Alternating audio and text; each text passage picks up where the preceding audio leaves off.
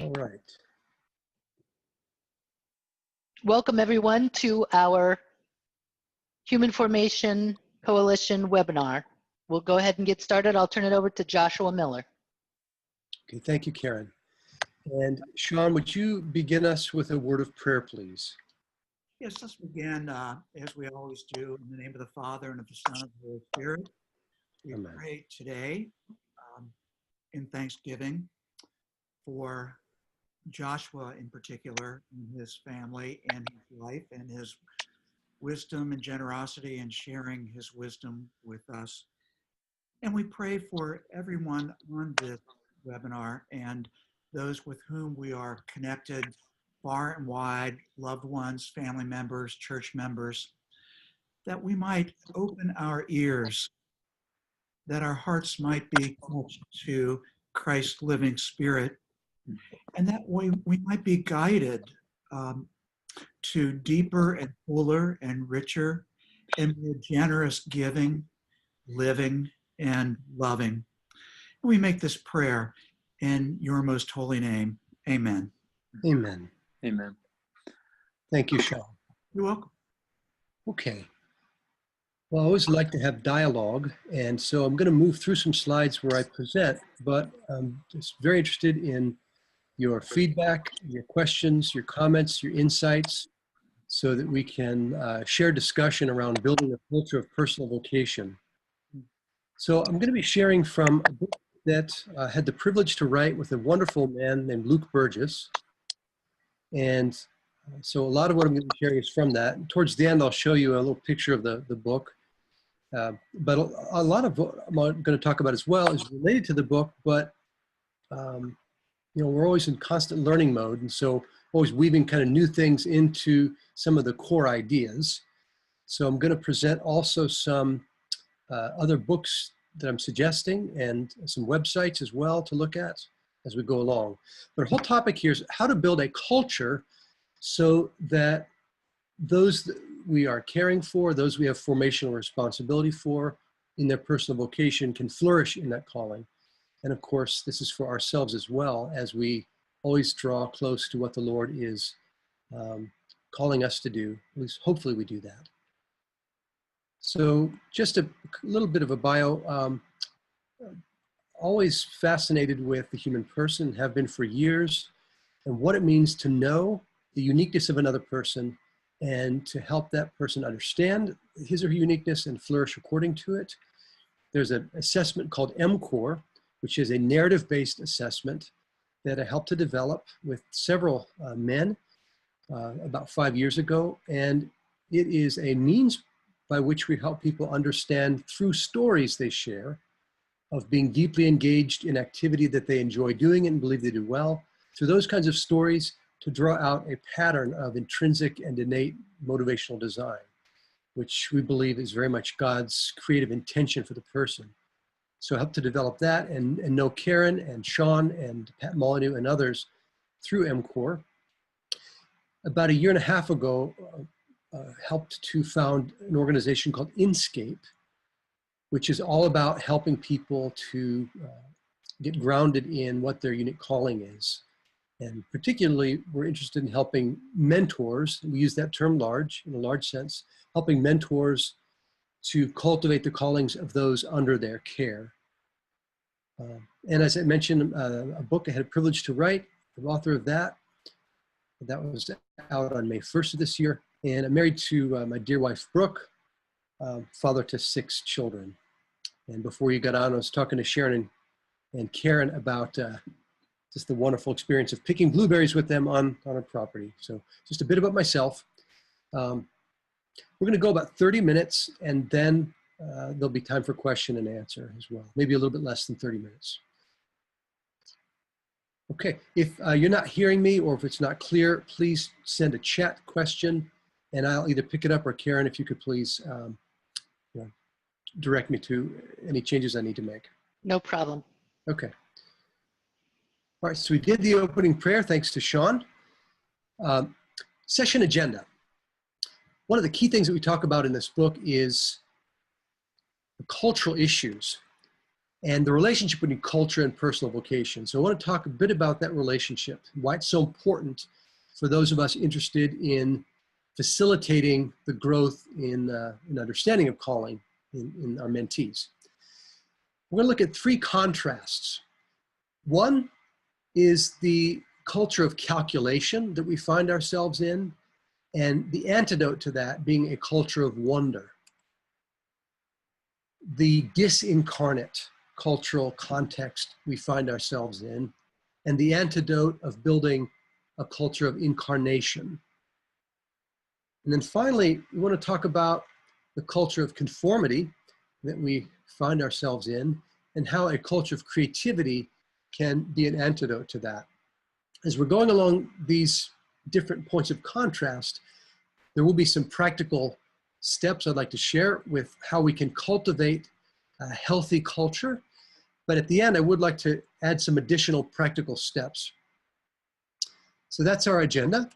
First, the relationship between culture and personal vocation. A basic point, but I think it's worth stating, and that is that the culture in which we are immersed seriously impacts how we discern. If we were to find ourselves in 15th century France as peasants, then our vocational options would be very narrow. We may not move within 50 miles of a space in which we were born. It is likely that we would be grounded in an agricultural context, maybe move on to the priesthood, or if you're female, might move on to the convent, but a pretty static cultural context. And there was perhaps less need at that time for a deep discernment of what am I called to do, because it was laid out for many people. In contrast, young people today, after graduation from high school or college, could find themselves teaching English in Thailand, working with refugees in Europe, working at a Starbucks down the street, getting married, not getting married, moving to New York. But because of the globalized nature in which we live, the cultural options are myriad and overwhelming. Partly because of that, it is absolutely critical for us and those that we mentor to gain very strong tools for discernment, because our culture impacts this whole reality of personal vocation. The second critical point is that the culture in which we are immersed is the one that we're called upon to sanctify. From the beginning of time, the Lord had us in mind for this period of history. And I think we have to take that seriously. It's not an accident that we are here, living in the United States or in Europe. I noticed Jonathan has I think an Australian accent, if I heard correctly. So the point is that we are given this culture to sanctify it. And particularly those of us who are lay people, a distinctive feature of the lay vocation is to sanctify this earth in this time and place which we are. So we have to know our culture in order to sanctify it. So a bit about that relationship between culture and personal vocation. Okay. Now, in our book that Luke Burgis and I wrote, we talk about a culture of calculation. The dominant feature of how we make decisions is through data, big data, logical analysis, the left brain, the scientific mind. In modernity, and even the post-modernity that we find ourselves in, we err on the side of figuring things out in an exacting way. What does the data say? Give me the facts. And so that impacts obviously how we discern. Do we have all the facts? If we do, we'll move in a direction. If not, we tend to hold back. Luke tells the story of a man I'll call the Calculating Bachelor. This is somebody in Silicon Valley that was friends with Luke. They were business colleagues together. And one evening, Luke was playing a game of poker with this fellow, we'll call him Tommy. And they were having a conversation about life and the future. And Luke asked Tommy, have you ever thought about getting married? He's a younger guy in his 30s, really appreciated people, very, very extroverted, a lot of friends.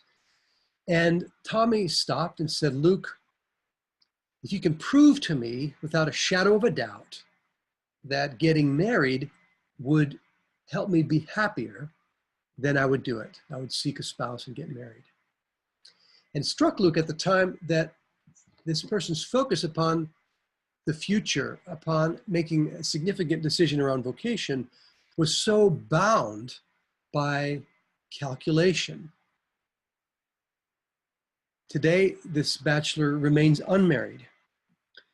And of course, the reason for that is that in significant vocational decisions, we don't have all the answers. We can't figure it all out. And so we often remain locked in to places where we are and not responding to the calling to deep relationship, which is of course loaded down with uncertainty and beyond that culture of calculation. Now, in contrast to a culture of calculation, what's called, again, left brain thinking, is wonder. The right side of our brain is the one that is more focused upon reaching out towards the world in terms of intuition, in terms of creativity and imagination. And really, to have full discernment, we need to use both aspects of our brain. The Integrated Humanities program was not an explicitly religious program at the University of Kansas in the 70s and 80s. But what Dr. John Sr., who was a professor there at the Humanities program, knew is that important to simply being human was to cultivate a culture of wonder. And so he wove into this Integrated Humanities program various means to help his students look with the gaze of amazement and wonder and dwelling in the mystery and the beauty of the created order. They would do stargazing, for example. They would read the great works of literature from the West and the East and talk about it from the standpoint of the mystery and the beauty of what it means to be a human person. That program was so strong in terms of cultivating wonder that many people who were atheists became Christian through that. In fact, there were so many conversions that the University of Kansas shut the program down entirely. They literally locked it down because it was a gateway to the Christian faith. Bishop James Connolly, who is the current bishop of Lincoln, Nebraska, and somebody who I used to do pro-life work with in the early 90s, a dear man. I have a YouTube link here that you can click on where he talks about this experience of wonder that he was given during his time at the Integrated Humanities program and how it led to his conversion. So in his own vocational call, he was led to Christ and led to profound decisions around his own calling, including priesthood and now ordination as bishop, because of wonder. A culture of incarnation versus disincarnation. We live in a digital world, many of us do. A digital world which is disincarnate, where we see the world in terms of pixels rather than flesh and blood reality.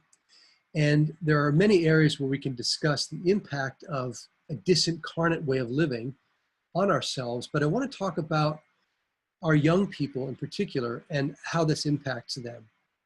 There's a great book by Mary Aiken, who's a forensic cyber pathologist. And she's got a book called The Cyber Effect. She talks about the impact of the cyber life on on human behavior. And one of the things she talks about, which made a big impact on me, is how our young people in the normal course of human development need to create their own identities. It's a part of moving away from family of origin. So they create a healthy sense of personal identity, self-identity. And of course, we know that oftentimes our young people are immersed in a world of the digital self. There'll be an Instagram profile or a Snapchat profile or a Facebook profile. And that we tend to present our best selves and to not reveal authentically often who we are. Now, what happens when young people present a digital self to the world as opposed to an embodied self? What Aiken talks about is that in the course of developing authentic self, we do that by the response of people to us. So how people consider and respond and look to us and treat us is a way that we identify healthy self-identity. So in our digital selves, if people are responding to a facsimile or a facade of who we are and critiquing it or praising it, in many cases making us anxious about it, and that is endemic in social media right now, what happens to the real self? What Aiken notes is that our digital selves, because they're not incarnate, they're not embodied and not real in some ways, leaves our authentic selves behind. So the real embodied self, which needs response, real response to who it is, if the kind of response that we need to have doesn't happen because we are immersed in the digital world, then our real selves can become highly fragile and undeveloped, anemic and weak. And that, of course, impacts vocational discernment, because who is it who's discerning? If our real selves are fragile and anemic because we've lived so much in a digital environment, then the kind of robust discernment where we confront things face to face and have people confront us face to face, that doesn't happen. In contrast, there is a real power to being grounded in a specific time and place. And in our book, we talk about Sean and Beth Doherty, some friends of mine who live not far from me here in Ohio. They have a small, sustainable family farm and did a podcast with Sean and Beth about their own vocation to live in this space and farm it with their family. One of the things we talk about in the book is how if we live in a digital world, the options that we have to engage in conversation with people in Dubai, to watch 1,000,001 different kinds of videos, to explore 1,000,001 kinds of options. In a digital world, a disembodied world, our options are almost limitless. But if we commit, as Sean and Beth Doherty have done, to a specific place, there's a limitation that takes place there, but also a real power. Sean talks about the contrast, or Beth talks about the contrast between a lazy lake that spreads out and has very little parameter or boundary. And it can be good, of course, but there's a power that takes place in a river when there are close limits. There's a lot of power and force and direction and intentionality.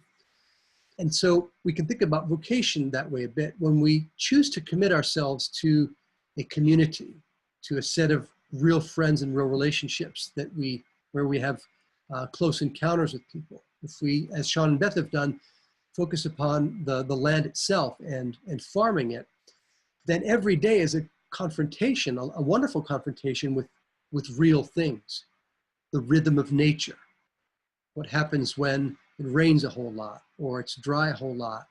And those are features of the call that draw us out on a daily basis in a very robust, full way.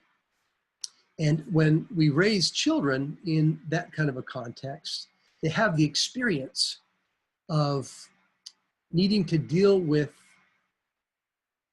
realities that can't just be frittered away or made vapid or turned away from to another fresh new option. We have to deal with them. And that, of course, enables us to learn commitment, to learn about the fruit of commitment, and all that is very critical for discerning and sticking with vocation. And finally, a culture of creativity in contrast to conformity. And I'll move more quickly here. One of the huge forces of conformity that we're faced with is industrial style education. There's a wonderful TED talk by Dr. Ken Robinson, or Sir Ken Robinson, about how education, public education, is sort of the last vestige of the Industrial Revolution. And in a lot of other areas of life, we've moved beyond the Industrial Revolution, but in our schools, we still talk about creating the product of useful citizens. And we ask our kids to, from a very early age, conform to very specific national standardized tests. And so we teach our kids that being human, being useful, discerning calling, is very much about conformity to a universal standard. And those that conform well to the standard are applauded and praised. Those who don't are problematic. And think about the impact of that on the myriad unique persons that we educate who don't conform to the standardized tests.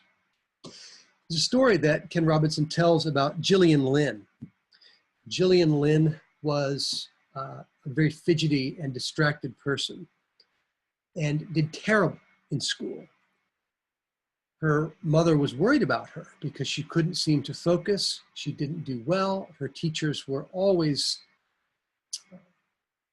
bothered, concerned about her inability, her seeming inability to focus. And so Gillian's mom took her to a doctor. I'm not sure what discipline he was, but took her to a doctor who, thank God, was a wise man. And the doctor noticed Gillian in the office fidgeting, but she seemed to be doing so in a rhythmic sort of way. And he had a hunch about Gillian. So he asked Gillian to stay put for a moment, and he turned on the radio and left the room with Gillian's mom. Radio was left on. And the doctor peered in the window with Gillian's mom. And what they noticed about Gillian was that she sprung up from her chair as they left and began in this beautiful way to dance to the music. Doctor turned to Gillian's mom and said, Gillian doesn't have a neurological problem, a psychological problem. She is a dancer and she needs to dance.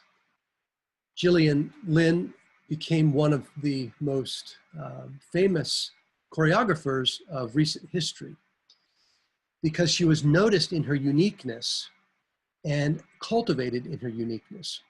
So education that cultivates the unique person and sets a context for the flourishing of their uniqueness can be a great contrast to a culture of conformity. I want to close here with some practical steps. In a lot of what I've talked about, there are options, of course, for cultivating a culture of personal vocation that are implied in what I've said, but I want to share with you just a few ideas that we talk about in the book. One is that we ought to change our language about vocation. The Eskimos have apparently 50 different words for snow. And it's interesting to note that, as philosophers of language will tell us, that because they have the language of myriad different kinds of snow, 50 different kinds of snow, I should say, they're able to see the differences. So when we talk about vocation in a way that denies uniqueness, we set a cultural context in which it's difficult for our young people or others to think about vocation. For example, if we only think about vocation in terms of state in life, I'm called to be a wife, a husband, a priest, etc. if we're only thinking about vocation in those general terms, then we miss the various ways that God calls us personally. And frankly, the way that he called us by name from the very beginning of time.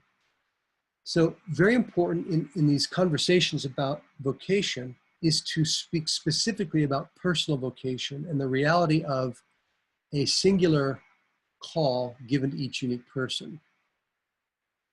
A lot of what I've shared about is the need for close face-to-face engagement with one another in real conversation. There's a lot of books written about this now as we confront the crisis of being locked into a digital age and some of the impact that social media has had on our young people. There's a book called Unselfie by Dr. Vorty is her name, I believe. But if you look up the book Unselfie, and she talks about how empathy markers in this current generation are literally 40% lower than they were a generation ago. And part of that is because we have cut ourselves away from face-to-face engagement and real conversation. When we don't have time for face-to-face engagement and real conversation, then we don't have time to see the face of another. We don't have time to look at the body language and hear the tone of voice of another, and to feel with empathy from their perspective.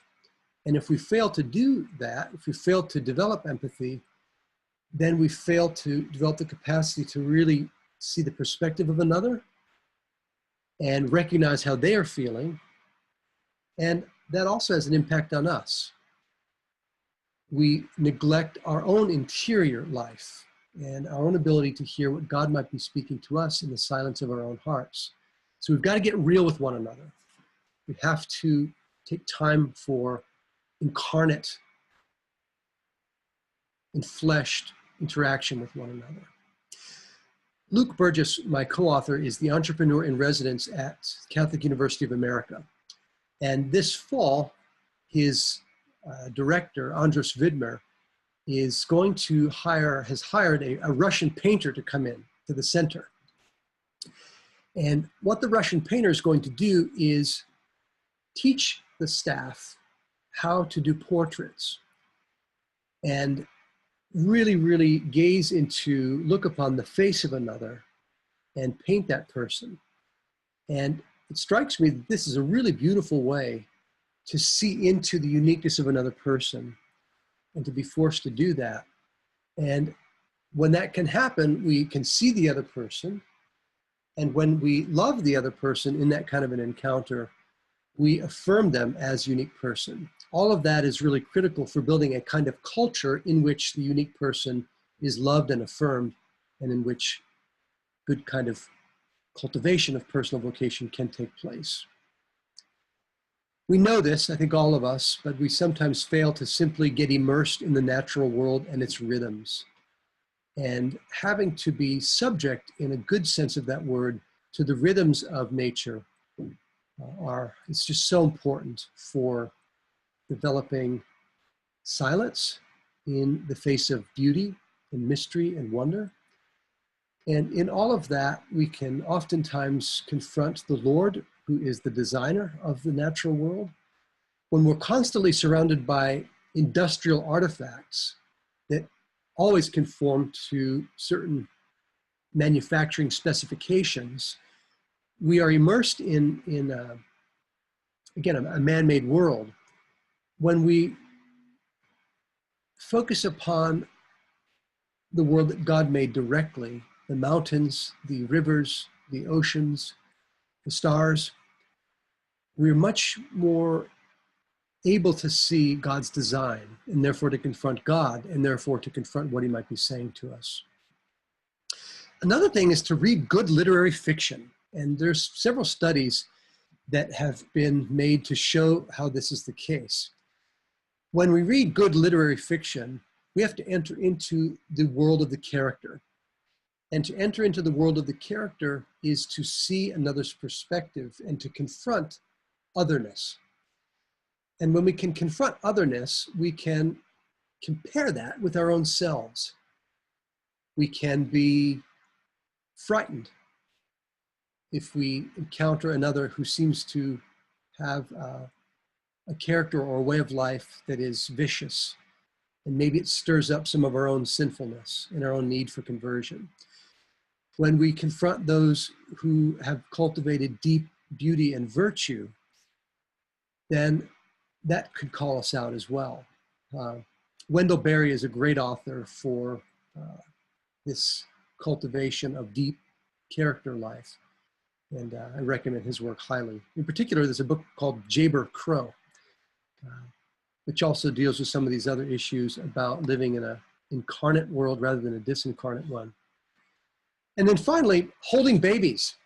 There's a great program developed in Canada called Roots of Empathy.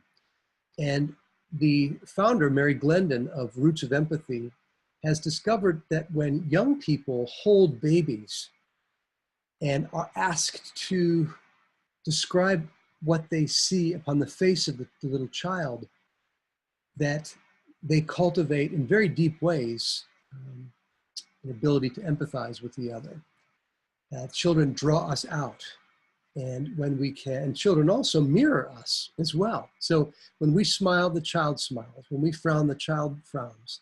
So children in their beauty and in their innocence provide us a kind of mirror of humanity.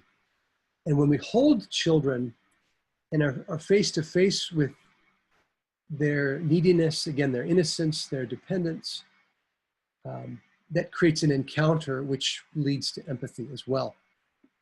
So those are some practical steps around creating a kind of culture that is incarnate, that is one of creativity, that is about wonder. And that's all very significant for building a culture of personal vocation.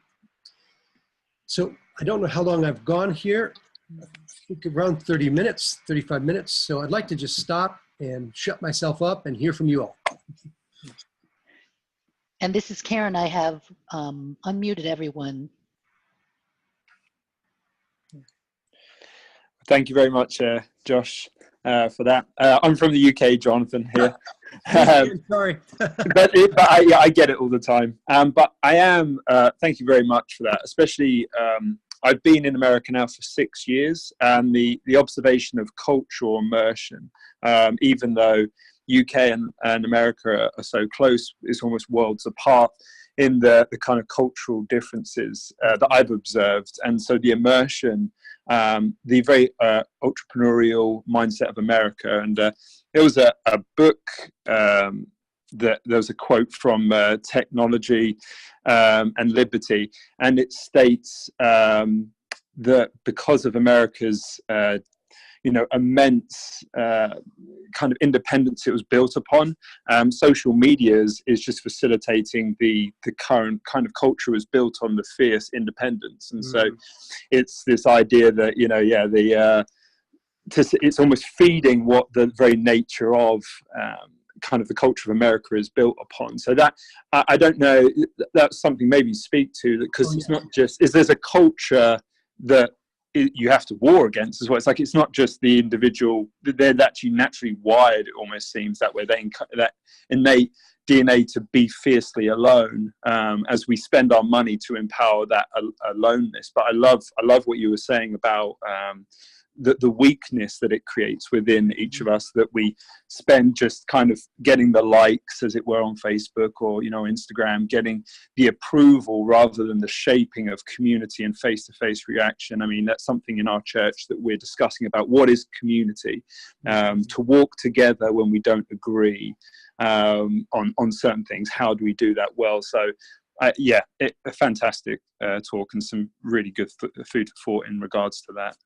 So the book you just quoted was called Technology and Liberty? It is, sorry, I'll get the quote just here. I think it's, and Loss of Liberty, I think it is. Yeah, Loss of Liberty. It's, it's a very... So I'd like to comment on that, because one of the things that Luke and I spoke about early on as we were writing the book was, should we speak about narcissism and a focus upon the self and the kind of radical individualism? Because that's very, very different, let's say, from a culture of profound conformity or egalitarianism. So what's the connection between those two? And I think all the way back in American culture in particular, there's been a kind of battle between equality and fierce independence. So Alexis de Tocqueville wrote a great book, Democracy in America. Even in the 1830s, he says there's this tension in America between, everybody's the same, or everybody's got the same right, but also we are fiercely independent. So it's interesting to look at how that plays out in social media and in technology, that on the one hand, we have a culture of fierce independence. And so people create their own selves, sometimes multiple selves, using social media, multiple personas, and seem to emphasize how they are doing their own thing. But in order to do their own thing, they borrow from a world of industrial production. So the songs that other people create, the images that other people create, those are all mass produced. And yet we choose and pick from them and then pretend that it is a presentation of some independent way. What is necessary, I think, is for people to, as much as possible, set aside immersion in the mass-produced world of things. And in nature, we are confronted with something that has a lot of sameness, oak trees and grass and all that, but also there's an order that at the same time, it's like it's more unique. Maybe I'm being too philosophical here, but every tree is different.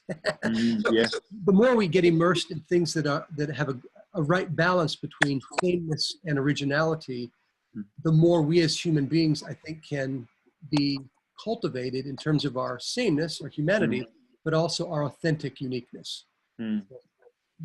Anyway. No, that's wonderful. I love that.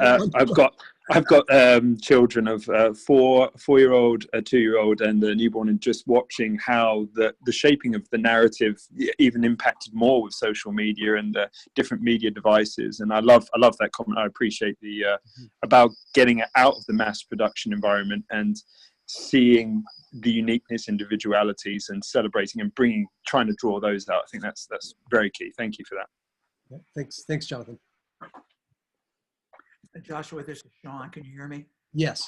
I very much appreciate you grounding what you know about discernment in the aspect of culture, which of course is part of our social reality. And I very much appreciate your focus on, even in this last conversation, on technology, social media, etc. And of course, you can only cover so much in a given presentation. I'm wondering if you and Luke also have given some thought to, or you would like to comment on, two elements that I think are everywhere in American, U.S. society anyway, and those are consumerism and frankly, destructive competition, violence, weapons, and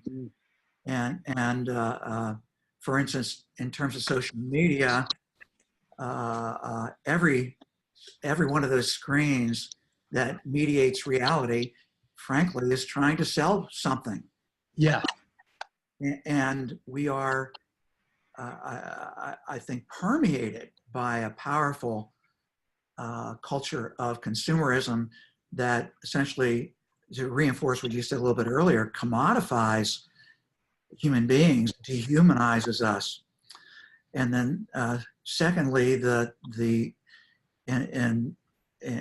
United States, of course, we know that the bulk of our government spending goes to defense, and yet we are the most secure and wealthy country in the history of the world. Anyway, those things strike me as remarkably relevant in terms of how we are shaped, how our consciousness is shaped, and how our discernment is shaped. And I'm just be interested in what you say, what your thoughts are about that. One of the quotes that we have in the book is from a letter that Karol Wojtyła, the future John Paul II, wrote to another theologian at the time. This is in the 60s. And he says that the fundamental problem of our age is sort of the pulverization or the degradation of the uniqueness of each person. And I believe very much that that is true. And all that you've talked about is destructive of the human person in his or her uniqueness in community. So it's not just the human person as an isolated unit, but human persons as unique in robust communities where one another are embraced and enriched. And one short answer is yes, we do talk about a variety of things related to this problem of consumerism. One of the things that I have been thinking about more and more, Luke and I have, is how something like Facebook, and I'm glad there's been a lot of pressure on Facebook. Of course, these are tools that we appreciate, that are valuable. So I don't want to entirely dismiss the value of social media and something like Facebook. I do think there is some value there, particularly when we're connecting with, dear friends and family that we can't otherwise connect with. But what Facebook has taught us in recent months is that what is so special about us in terms of our sharing, our comments to one another, is literally owned by big data organizations who then use that not to promote our growth, but to purchase things and become simple consumers. So I think it's very important for us as we're attending to our own selves and to the selves of those that we love to be very careful about appropriate self-possession and guarding our hearts and guarding our interiority. And Facebook and other organizations like that, they don't want us to have interior space. They want everything to be splayed out so that it can be owned and bought and sold in the marketplace. But the problem is that when we don't cultivate interiority and privateness and self-possession and self-ownership, is that we don't cultivate the means to listen to the voice of God within or consider our relationships and the impact of relationships from within. And we can become a sort of data passway where stuff comes in and we don't have an interior life to really dwell or think about it, and we just kind of spit it back out. And that, frankly, is demonic. And insofar as we lose our interior space to various organizations and cultural forces, we lose ourselves and our capacity to discern. So a very real live issue, and one I think we've, as Christians and as human beings, we can deal with very strongly. So that's kind of rambling answer, but I'm with you, brother. It's a strong concern. Yeah, appreciate it very much. Thank you. There's a chat here, Karen. Yep, I think that Sean might have a question. Sean, I don't think you're muted. Oh, I'll lower my hand now. There you go. I couldn't tell. Oh, and Bond, do you have a question?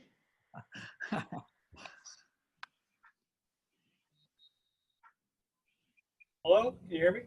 Yes, we can. Oh, okay, very good.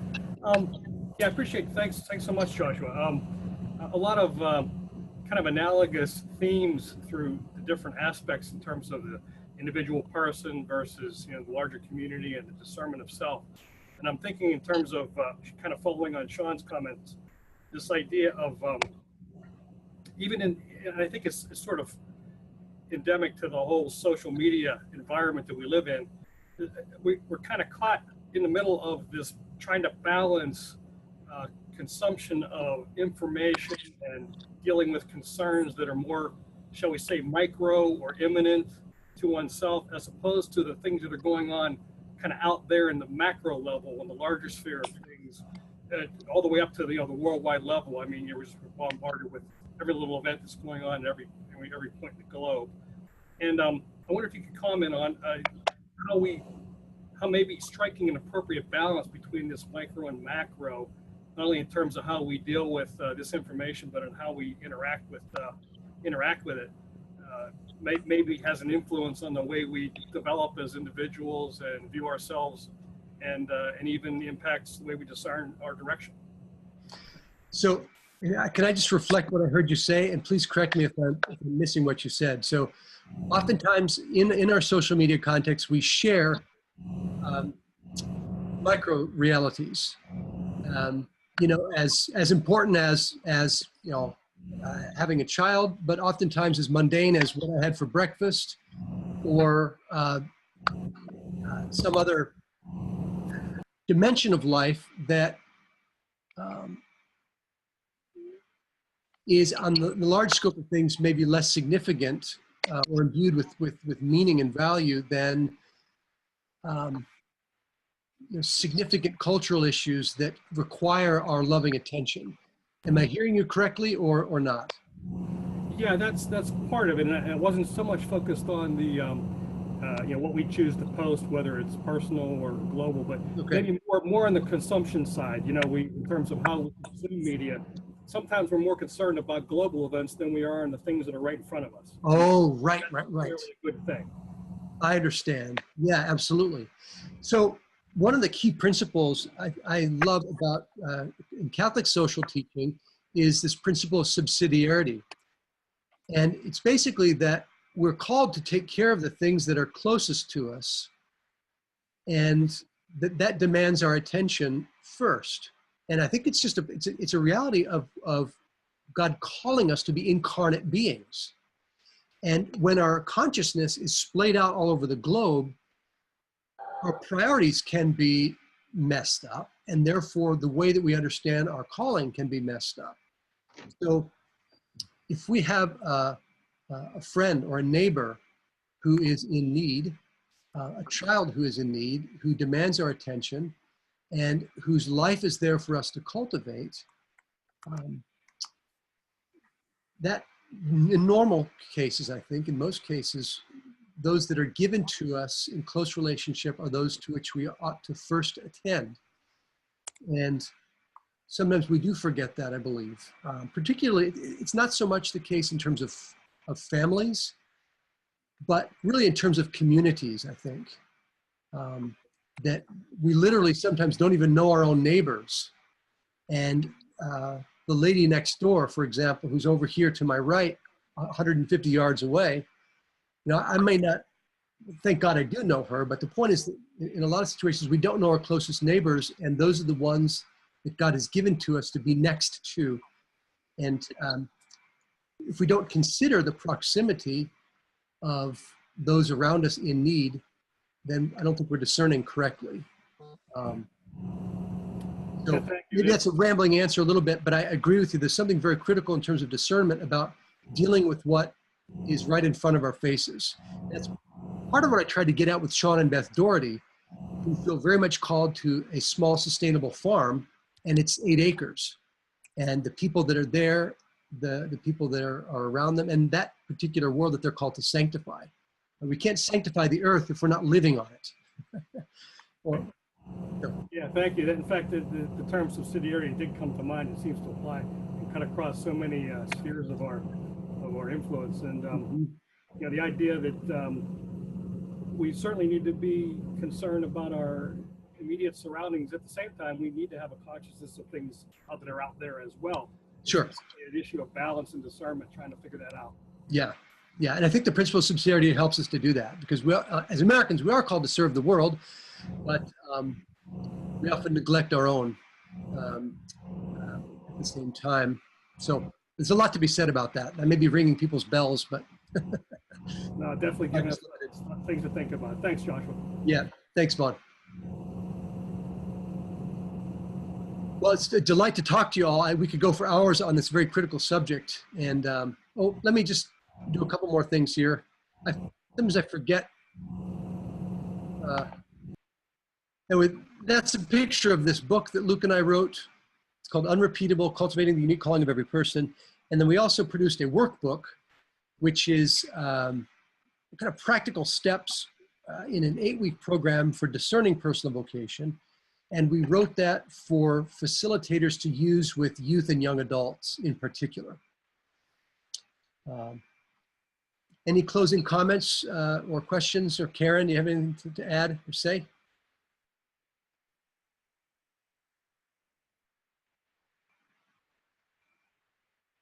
Again, thank you all. It's great to engage with you. It's very enlivening and very important conversation. So God bless you and your work you're doing with Human Formation Coalition.